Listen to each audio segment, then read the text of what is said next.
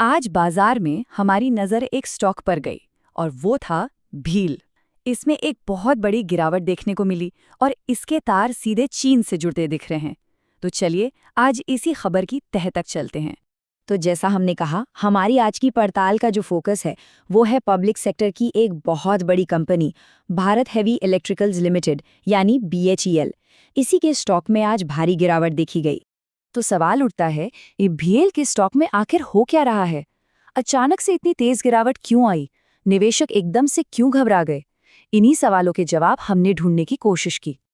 और गिरावट भी कोई छोटी मोटी नहीं थी। BHEL का स्टॉक एक ही दिन में करीब 8% तक नीचे चला गया। अब ये बाजार में एक बहुत ही सीरियस नेगेटिव सेंटिमेंट का इशारा था। देखिए, हालत इतनी गंभीर थी कि स्टॉक अपने लोएस्ट सर्किट की तरफ बढ़ रहा था। इसका मतलब ये होता है कि बिकवाली का प्रेशर इतना ज्यादा था कि ट्रेडिंग को रोकना पड़ सकता था। बस इसी बात ने हमें इसकी असली वजह जानने के लिए और गहराई से पड़ताल करने पे मजबूर कर दिया। तो जब हमने इस गिरावट के पीछे की वजह खोजनी शुरू की ना, तो हमारे सामने एक बड़ी खबर आई और ऐसा लगा कि पूरी बिकवाली की जड़ यही है। हमारी ये पड़ताल हमें सीधे एक बहुत ही ज़रूरी रॉयटर्स रिपोर्ट तक ले गए और इसी रिपोर्ट में सरकार की एक ऐसी पॉलिसी के बारे में बात थी जो शायद पलटी जा सकती है। तो हमने इस रिपोर्ट को अच्छे से पढ़ा और देखिए, जो सबसे ज़रूरी बात निकल कर आई वो ये है।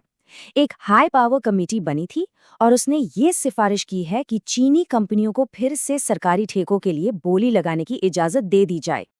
अब सवाल ये है कि सरकार ऐसा क्यों सोच रही है? तो इसकी वजह है भारत के रुके हुए प्रोजेक्ट्स, जिनकी कीमत आप सोचिए करीब 200 से 250 बिलियन डॉलर है। ये बहुत बड़ी रकम है।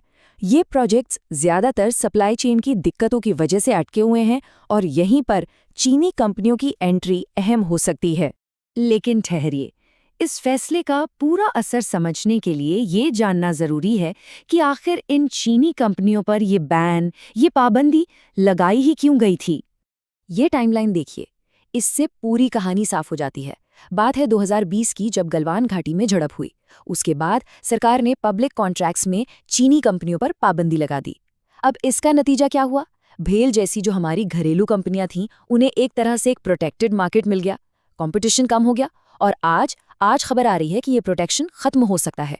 और बस इसी खबर ने मार्केट को हिलाकर रख दिया है। तो फर्क बिल्कुल साफ है।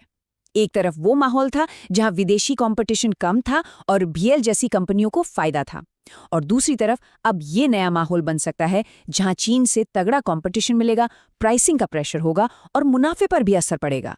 तो बाजार की जो पुरानी सोच थी वो इस एक खबर से पूरी तरह बदल गई है। अच्छा, अब ये जो फैसला हो सकता है, इसका असर सिर्फ BHEL पर ही नहीं पड़ेगा। इसका असर और भी कई सेक्टर्स पर देखने को मिल सकता है। हमारे एनालिसिस के हिसाब से 2 सेक्टर हैं जिन पर सबसे ज्यादा असर पड़ सकता है। पहला, पावर सेक्टर, करीब 50%। यहाँ पर चीनी कंपनियां पहले भी सस्ते उपकरणों के साथ मार्केट में हावी रही हैं। और दूसरा है रेलवे सेक्टर, जहाँ बहुत बड़े लेवल पर काम होना है। तो जाहिर है, सिर्फ BHEL ही नहीं बल्कि सीमेंस और L&T जैसे दूसरे बड़े प्लेयर्स पर भी अब प्रेशर बनता दिख रहा है, क्योंकि ये सब एक ही मैदान के खिलाड़ी हैं।